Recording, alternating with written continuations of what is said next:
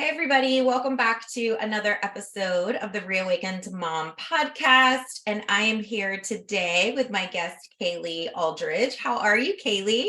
Hey, I'm good. How are you? Good. Thank you so much for fitting this time in. I know us moms, especially getting close to summer, when we're recording this, it's like the rat race is getting ready to start. So thanks for being able to fit in this episode with me.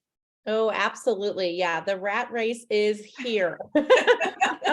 Yeah, absolutely. We all totally understand that. We're all in this together. So before we dive into our conversation today, I would love to just introduce you to my audience so they know a little bit about you before we dive in. So Cayle is the founder and owner of Balanced Wellness LLC. She's a podcast host, a yoga instructor, a licensed massage therapist, a wellness educator, and retreat host. And she is passionate about helping women create balance in their lives so they can live with more peace, confidence, and joy. Those are three fabulous words. Heck yeah, I know, right? We all need a little bit more of that in our life. So tell us, where did this come from, this balanced wellness? Did this start because you felt unbalanced? Did it start when you became a mom? Tell us a little bit about your backstory. Okay, well, I don't think we have 4 hours, but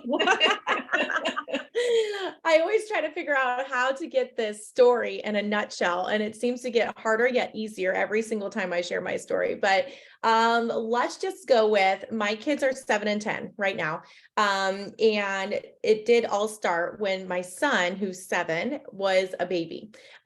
So I, like Melissa said, I'm a licensed massage therapist, and I was running a very crazy massage schedule, and then also working from home part-time as well with wellness education. So life was full, right? Like all of us moms were trying to do our best every single day, right? And I kind of just had this moment when my son was little.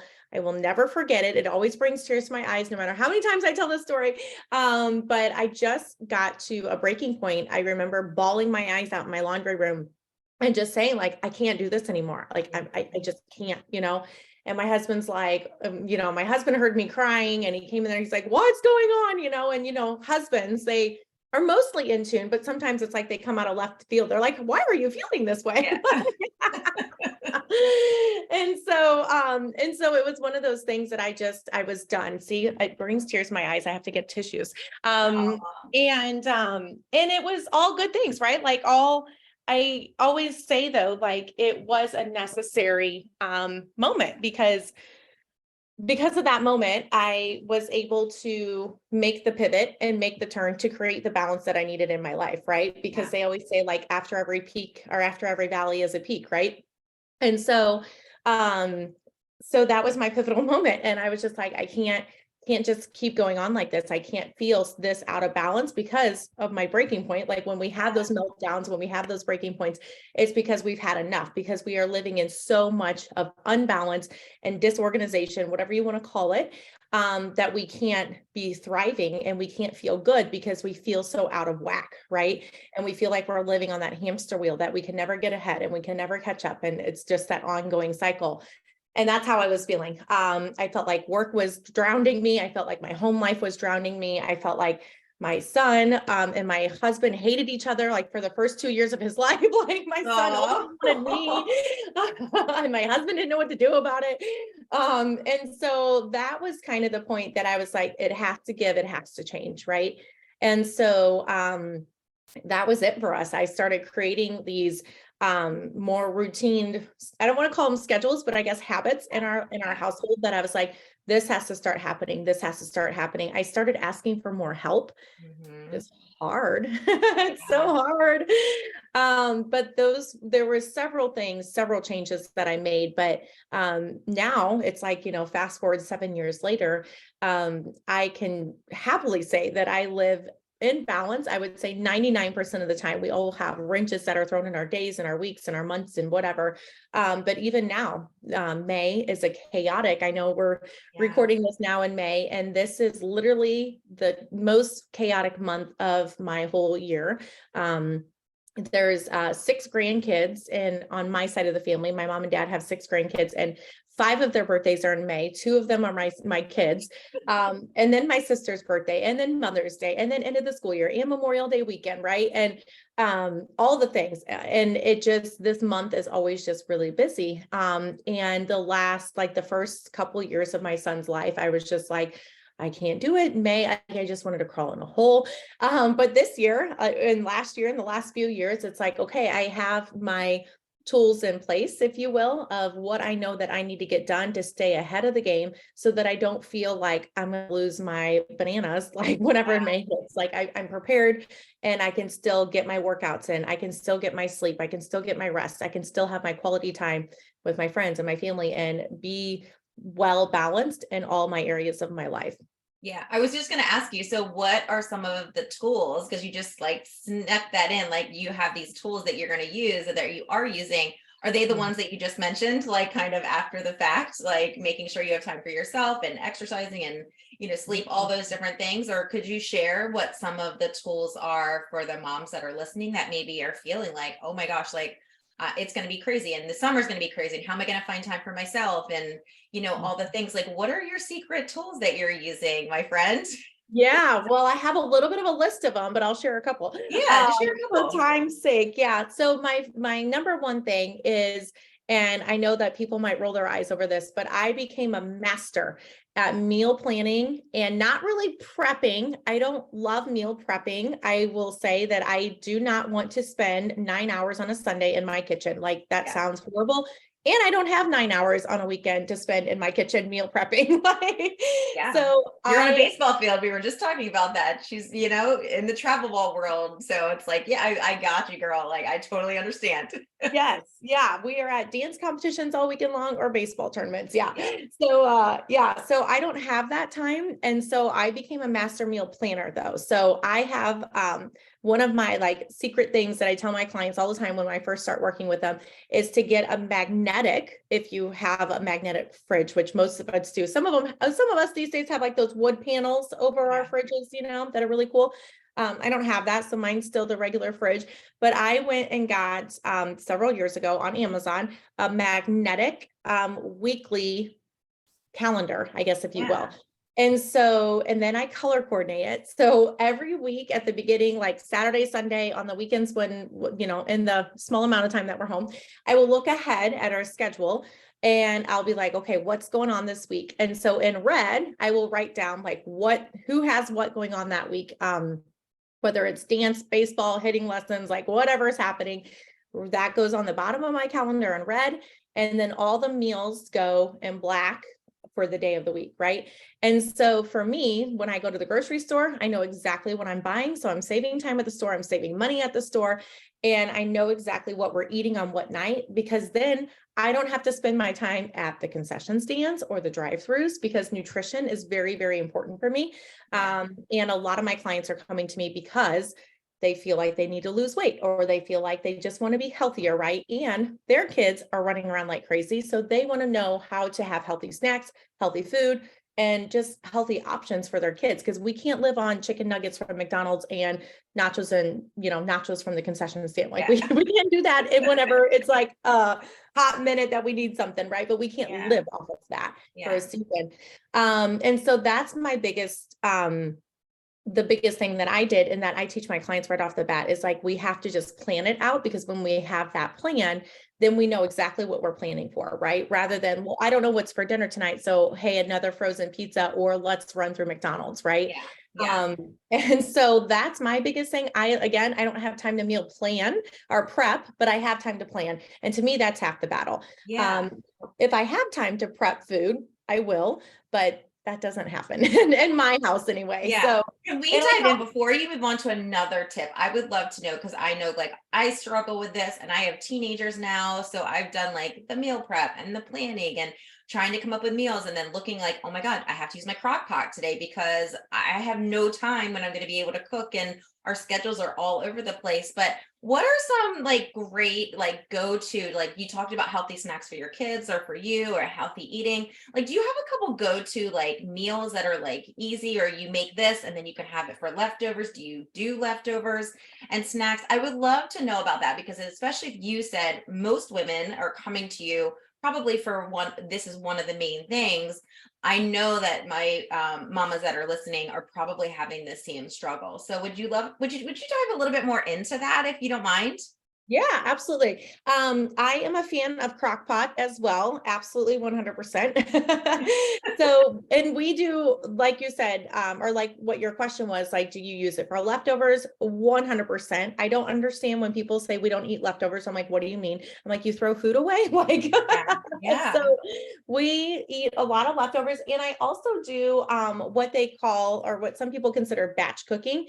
I'll do that as well. So like on Monday night this week, I made 2 pounds of chicken in my crock pot. I threw it in my crock pot Monday morning, and then I shredded it really quickly. And then I put barbecue sauce over it. And that was, we had like barbecue chicken, like sliders for dinner Monday night. And then the next night we had quesadillas on the grill or on the Blackstone outside. So I took that same barbecue chicken that was already done. I put it in quesadillas with like black beans and corn and like, what are those, like Rotel tomatoes, like the Oh, diced like tomato. Roma tomatoes or grape tomatoes? Yeah, like that in a Yeah. can, and I just like drained them off and then put that in the quesadillas, and we had quesadillas in literally 5 minutes on the Yeah. Blackstone, right? So smart. So yeah, so I like to make a thing, and then use the meat differently the next night in a really simple way. So that's my kind of favorite thing. And then if we still Yeah. have leftovers from that, my husband will take it the next day in his work to have like chicken sliders again, or I'll eat it or whatever. So, but usually we can get 2 meals. So I like to double my meat at the beginning of the week, like especially on Mondays, and then we'll eat it that way Monday night for like whatever I made it for, and then we'll eat it a different way the next night. So like taco meat, my kids love tacos, but I'm like, Same. I can't live off of tacos every week, right? So every few weeks I'll make tacos, and I'll make like 3 pounds of a hamburger, and I'll season it, keep it in the crock pot. Like I said, huge fan of my crock pot.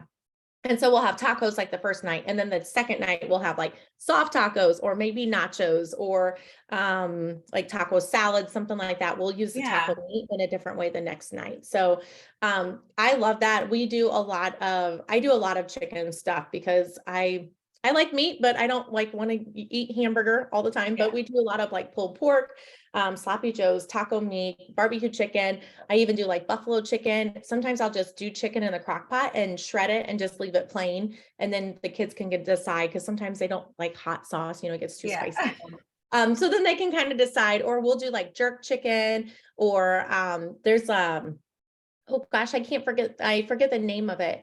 But it's like a marinade type of sauce, like a Asian type thing. Cool. That we put over it too. I'll buy like different things to switch it up. So that's my kind of like secret weapon, if you will, is that I'll double my meat, my protein, like on Monday night, and then we'll eat it again Tuesday night. And then if we need it again, we will. But I'm a firm believer in that. And then also like if we have extra, or if I know that I'm like, oh, May's coming, it's very busy. So like March and April, if I'm making meals and I am home, like I'll like double and triple recipes and then freeze it, knowing that like I can pull it out really quickly in May.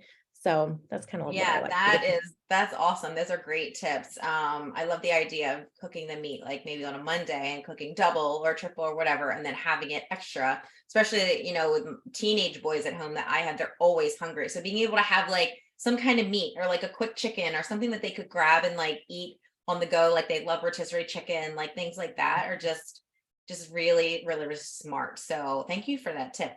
Yeah. Yeah. You're Yeah. welcome. Yeah, cool. Okay. So that is one of your tips, is like not meal prepping, but meal planning. I think that's really smart, especially with a lot of the moms that are listening that have like little kids or traveling, or, now summer's coming, you're going to be home. So it's like figuring out, okay, we're going to work on the grill. Do we need to cook something at home? I know a lot of people use like the air fryers and lots of different things. But I love the crock pot because you can just set it and forget it. And it just makes it, you can just go on and like have that sigh of relief that that it's going to be there, and it's going to be so easy for you.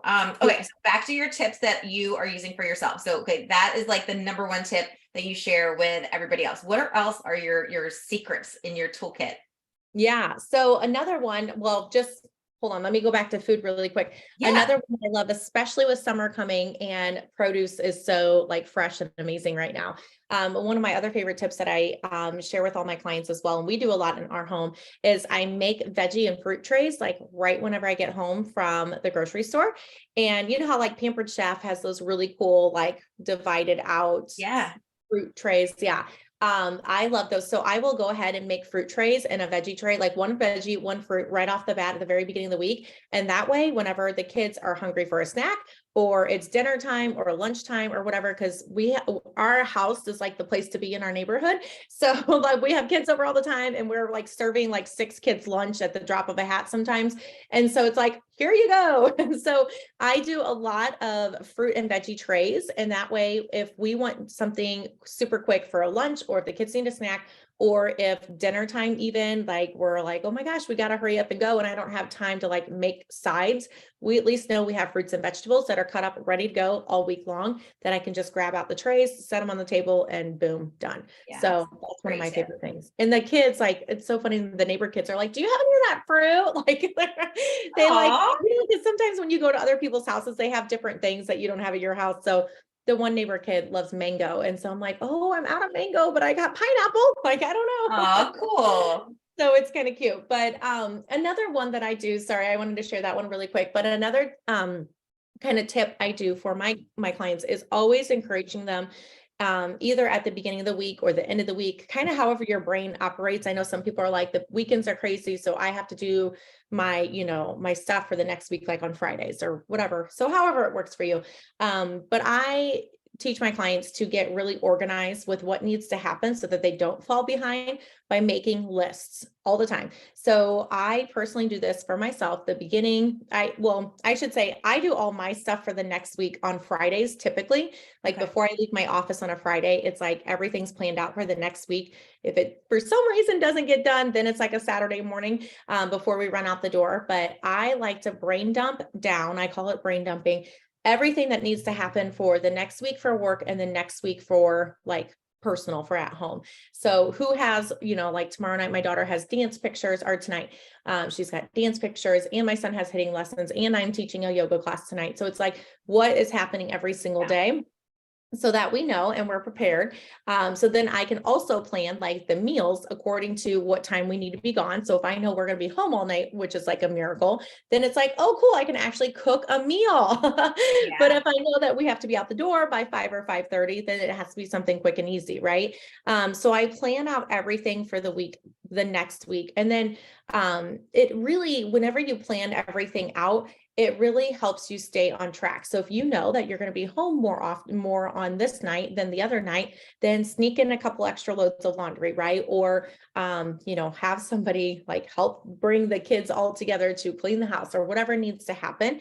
And I also teach my clients that we're not a superhero, right? We're not like some magical character out of a movie. We would love to be, but it's not all going to happen if you can't A, ask for help, B, delegate, or C, hire somebody to do it, right? So this is going to be like a loaded tip here. So I tell everybody that you have to realistically look at your schedule. So if you work till 5 o'clock and you have to be back out the door at 6 and you don't get home till 9, and that's the season of life that you're in, then it's not going to be realistic for you to get all your laundry done and clean your house and not feel like you're losing your mind. So what can you do? You can either ask for help so that you can be home one night. So is there somebody, if your kid only has practice and maybe not a game, can you ask somebody to run them to the games or to the practice? Can you have your husband do it? Can you have a mom do it? Can you maybe take the kid, but then come back home, right? So you can get your stuff done.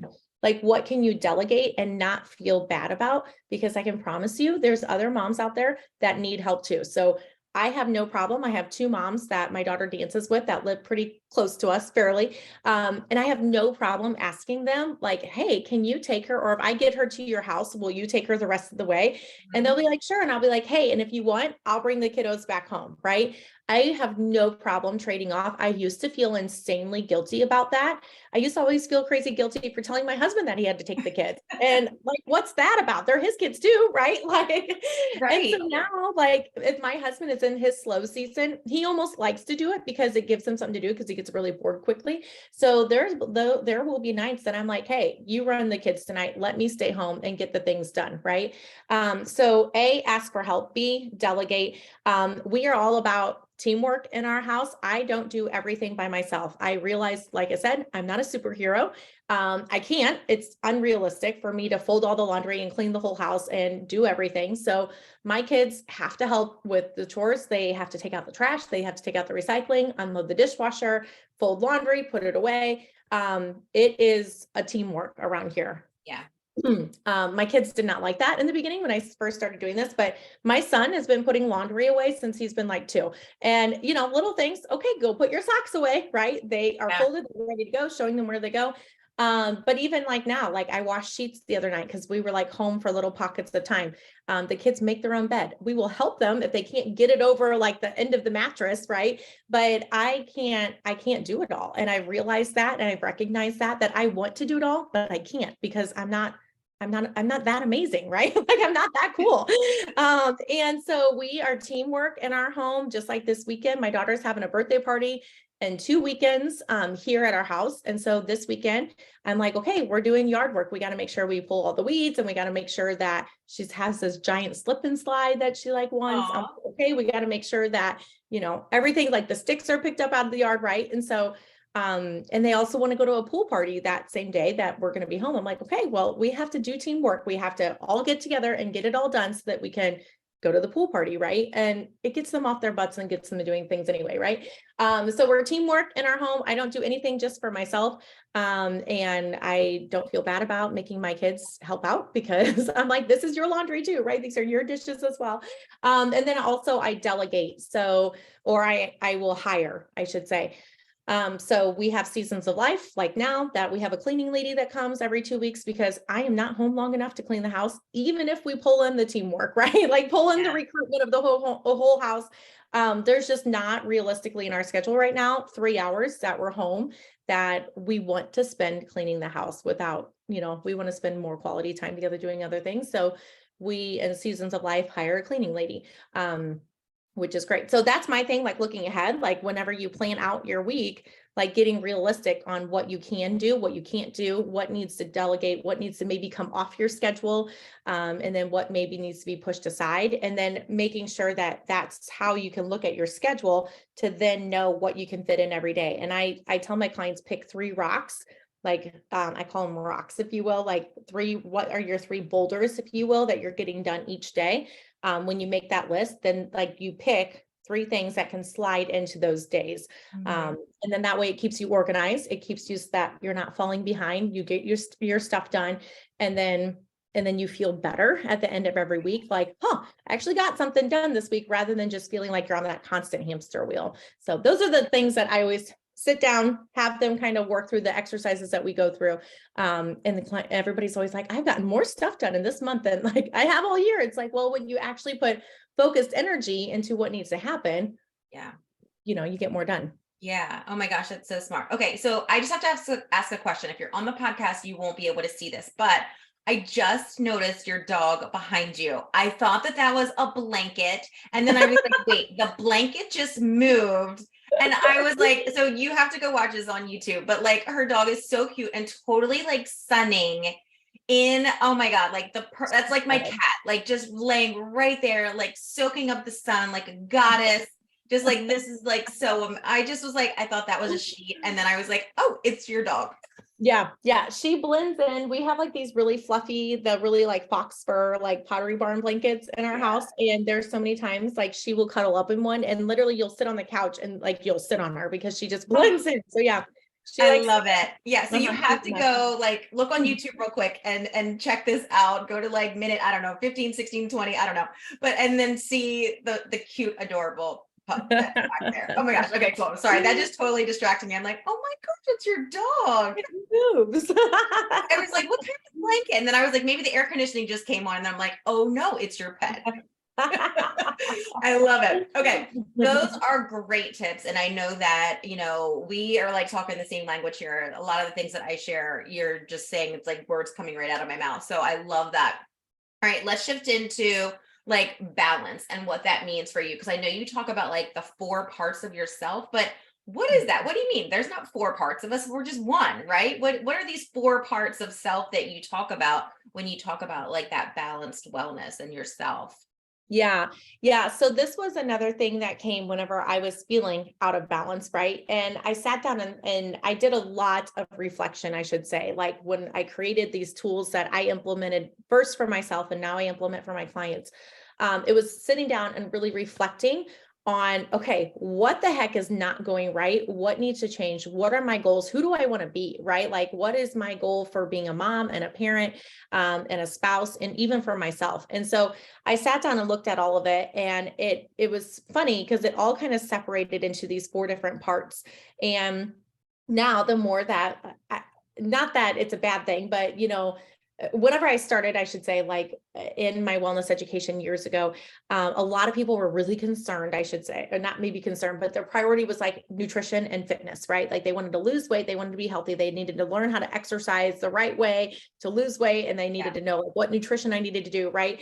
And so now it's kind of funny because it's like morphed over the years into like mental health, and like people are starting to understand like, hey, I have emotions that I don't know how to regulate. Like, what's this? Right. Mhm. And so when I was looking at all the parts that I wanted to create balance in my life, and I kind of like looked at it as like a box, I was like, okay, well, there's this bucket over here that I need to create balance in my physical. So I need to understand like, what kind of sleep do I need? And what do I need to eat differently to feel better? How do I need to move my body so that I can stay healthy? So there was like that little bucket of like physical. And then I was like, okay, well, there's emotional. Like, what do I need to do to make myself happy? Right? Like, what do I need to do for my self-care? Or what do I need to do that makes me feel human and not just like I'm a mom and a zombie 24/7, right? Like, I need to separate myself and realize that I have these emotions as a mom, that yes, I am a mom and that's my kids, my family are top priority, but there's also me that has to make myself happy. And there's things that I need to do for my emotional well-being, to make sure that I'm just functioning as the best human that I want to be in all the areas of my life. So I was like, okay, I got to get straight this emotional part of me. And then I was like, okay, well, then there's this like mental part of me, like my mental wellness, that, okay, what's happening over here? Why do I get so angry? Or why do I get frustrated? Or why do I get annoyed? Like, what is all this coming from? And how can I work through that? Right. And then it was like the spiritual part of me. It's like, okay, well, I'm a firm believer in prayer. And I was like, okay, well, but I'm feeling out of balance in that area, but I don't want to feel out of balance. I want to be connected to, my higher power, but I'm not, and I want to be. So what do I need to do to feel spiritually grounded or spiritually balanced? And so to me, like, it was like a full circle thing. And that's kind of like the different buckets that I kind of categorized for myself, that I needed to create this balance in to feel like I could show up how I wanted to show up in the version of myself that I wanted to show up as every single day, as a mom, as a wife, as a friend, as, a family member, and as a mom. So Mhm. that's kind of like the 4 different things and kind of where they came from. And then that's how I kind of take my clients through that journey. Okay, these are the things that we can do to improve our physical, our emotional, our mental, and our spiritual, so that we can show up, like I said, as that person that we desire to be, that person we want to be known for. And not that it matters what other people think of us, but, do we want to be known as that person that comes into a room, we're like, oh, great, she's here, right? Like, Yeah. or do Oh, we yeah. want to be known as that person that comes in, that lights up the room, that people enjoy being around you because you're living with exuberant joy, or you're living with happiness, and you're not living stressed out? Like, who wants to live stressed out and crabby all the time? Like, nobody, but Yeah. that's how so many of us are walking around, right? Like, we're walking around stressed out and crabby. Yeah. So when we can create the balance in all those 4 parts of ourselves, we can show up differently, and people can notice like, wow, like, what are you doing differently? Like, you seem so happy. And it's like, oh, well, I'm actually just like figuring out life, right? Yeah. I'm curious, do you find with your clients, is there one of the 4 areas that you find, I don't want to say resistance, but like is harder for moms? I do you work mainly with moms or just all women? It's not, is it mainly moms or? Yeah, primarily moms. I do have some clients that are married, that don't have Yeah. kids, but Yeah. it's primarily moms. Yeah. Do you find that there's one of those buckets, one of those areas that the moms that you work with, your clients, like kind of struggle with the most, or like, I'm just not sure about this, or haven't, they have a hard time really taking hold of it because maybe we've been like conditioned to do all the things and, work out and look our best and take care of everyone else first. Is there one that you would say is maybe the hardest for moms to kind of grab onto? Yeah. It's self-love. Like there are so many women that are like, I just don't get it. Like, what do you mean I have to do that? And as we're moms and as we have kids and we get married, have kids, whatever, we lose more and more of ourself as the years go on. And it like wants to make me cry because that was where I was at too. And it's really sad. Like I'll never forget. I had a client that I was working with a few years ago, and she was just really unhappy. And I was like, like why? What's going on? And I was like, okay, you know what? Your homework this week is to go do something that makes you happy. I want you to go do something that you just are like, oh my gosh, like you're on cloud nine. You're so happy. That felt so good. And she came back to me and she's like, I don't know what that would be. I'm like, what do you mean? And she's like, I have no idea what makes me happy anymore. Yeah. And it's like, what? Like, and so, but it's crazy because we live in such a rat race that we lose touch of ourselves and we lose touch of like what makes us have joy and happiness every single day, that we're so in the mode of making sure our kids are good and our husband are good and we're last. And that shouldn't be. Like, we have to fill our cup up first. Like, right when you're on an airplane, they tell you to put your oxygen mask on first, and then the people that you're traveling with, right? Because if we're not well, we can't help the other people, right? But we forget that every day as moms. We think that we have to make sure everybody else is good. And then if there's time in the day left, which there never is, then we can make time for us, right? Yeah. And so self-love is one that I talked about a lot with my clients, that we have to figure that out, right? And we have to love ourselves, because especially if we've got kiddos and especially little girls, and we don't love ourselves, and if we're not teaching them to love that, or showing them to love ourselves as moms, they're not going to know how to do that for them. And that like pulls at heartstrings, like, right? Like, we would never want our kids to grow up hating themselves or not having that love for themselves, boy or girl, really. But it's so, I feel like girls are so much more impressionable. Yeah. But it's just one of those things that we got to figure that out. But yeah, that is a tough one. And I feel like women come back to me over and over again. They're like, well, I still don't get it. Or what do you mean about this? And I'm like, oh my gosh. Like, so there's a lot of disconnect between ourselves and the love that we should have for ourselves. And I mean, I know a lot of it is just like our world these days, like, right? Social media is constantly pushing stuff in our faces to look this way or be this way or try this new thing. And if we can't keep up with the Joneses every 5 seconds, then holy cow, So there's a lot of unhappiness. And so, that we spend a lot of time in self-love, and I think it's hard for women to, I don't want to say admit, but maybe just like realize, I guess, maybe that it's not there for them. So many women are like, I'm good. But then when you break it down, they're like, oh, yeah. Yeah, If someone tells me I'm fine, like, to me, that, like, my husband, my family knows, like, fine is a red flag to me. I'm like, fine is like right here with like the word bad, I'm like, fine is like way down here. It's like low energy vibe. Like, if you say fine to me, I'm like, okay, there's red flag, something's going on. Let me dive a little deeper. But I totally agree with everything that you are saying. And I've felt like that before, myself, where it's like, who am I anymore? Like, what does bring me joy? What do I even have that's mine? Like, nothing is mine. Like, my boobs were no longer mine. Like, nothing was mine. I'm just like, it's everyone else's. So it is that self-discovery, and it takes time, and it's a practice. And, we all go through different seasons. So like, what works for you in self-love when you have babies and toddlers is probably going to be different than your self-love when you have middle schoolers and then high schoolers, and then they go to college. So, it's okay to shift and change those things too, because you're shifting and changing. You're never going to be the same person, let alone mom, that you were when you were pregnant or having babies. So it's okay to shift and change and figure out like, what do I like now? What makes me happy now? Maybe it's not going to the gym. I used to be so hardcore in the gym and lifting and ninja classes and all these different things before the pandemic. And then during, I'm like, I don't know. I don't know if I like that anymore. Maybe I don't want to do the same things when I go back to the gym. So, it's that permission to know, like, you can shift and change. It's okay, but you still have to have something for yourself.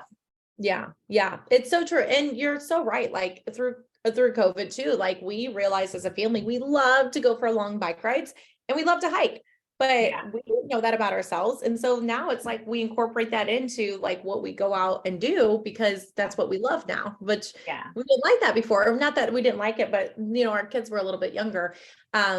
But we realized that we liked that. And I say that to some parents too, because letting their kids like try different sports and activities, like we're evolving our whole entire lives to like things and to check this out or try this activity or try this thing, whatever. And it's so funny because I was talking to somebody in my circle years ago, and they were like, well, I just don't know what we're going to do with my daughter. And I was like, well, have her try gymnastics or dance or whatever. They're like, well, she tried that once. She didn't like it. I'm like, she tried it when she was 4? Like, she didn't like it. Like, what? She's 10 now. Like, what is bananas? Like, Oh, I love that. It's so true because we're all shifting and changing. And so things that I liked like 5 years ago, I don't like anymore. And so why wouldn't we think our kids would be the same way? It's like the same with food. I never ate the foods when I was growing up that I eat now. I never would have. I would like, ew, they're disgusting. And I'm like, I had no idea. So, your everything changes, but I could totally talk to you forever. I know that we could. And so, but I just want to make sure you have shared so many great tips and nuggets in this episode. Is there anything that you feel like is still on your heart that you just kind of want to share with the moms that are listening, or do you feel like you've kind of covered it all?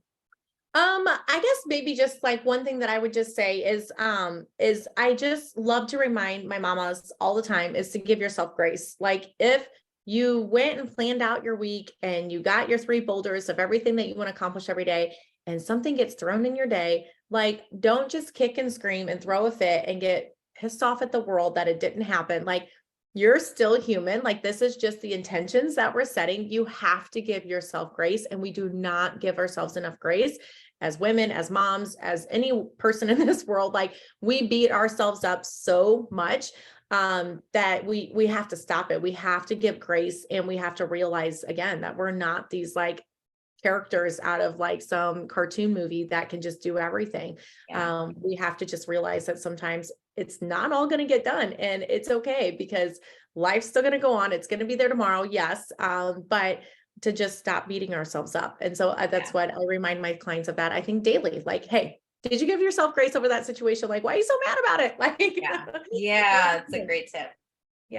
Oh, where can people find you? And I'll make sure I put everything in the show notes, but do you have like a spot that's great to go, or where you would love to connect with people if they're interested in finding out more about you and what you do with your clients? Yeah. So my podcast is Balanced Wellness. I hang out there a lot. I'm on Instagram, Balanced Wellness LLC. And then I have a free Facebook community as well. I have my website too. It's under construction right now. So if you go there, you might not find what you're looking for. But if you're on Instagram, the podcast, or my community, you'll find everything that you need to know there. So yeah. Awesome. Cool. And before we go away, this is the only one scripted question that I ask every single person that comes on the podcast, because we as women typically don't celebrate ourselves enough. And you've already been talking about self-love. That's one of the main things that your clients come to you for. But I would love to know, like, what is something that you love about yourself right now? I always, that is so funny. That's a great question. I get compliments on my smile. I do like my smile. We did family pictures last night. And I was laughing because my daughter smiles like me. And I'm like, oh, you have such a pretty smile. My husband reminded me that a while ago. He's like, well, you guys smile the same. I was like, oh, that's funny. And I love my clear glasses. They make me really happy because they just do. So yeah. And my daughter has the same ones as me as well. Oh, cute. What a good role model. Yeah. She's to be like you. She's a mini me, that's for sure. I love it. Well, thank you so much, Cayle, for this conversation. And I know that so many mamas are going to get great nuggets, or boulders, maybe I could say boulders There from you this go. conversation today. So thank you so much for being here today. Thanks for having me, Melissa. I appreciate you. Yep. See ya. Bye.